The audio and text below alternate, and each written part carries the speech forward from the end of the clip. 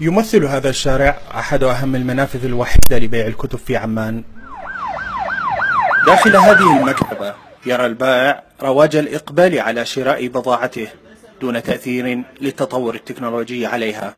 ويعني أنا بشوفه إنه ساعد كمان، لأنه صار الإنسان لما بيقرأ الكتاب أو عنوان الكتاب وشو محتوى هذا الكتاب بصير بحب إنه يشتريه ويمسكه بيده. يمثل السواح رافدا مهما للإقبال على مكتبات العبدلي وشراء منتوجها.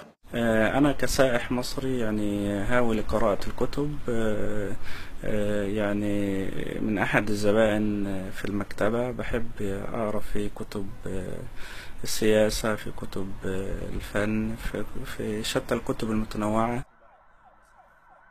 مجريات الأحداث الأخيرة في المنطقة تركت أثرها على أسعار الكتب التي ارتفعت كثيرا في العامين السابقين.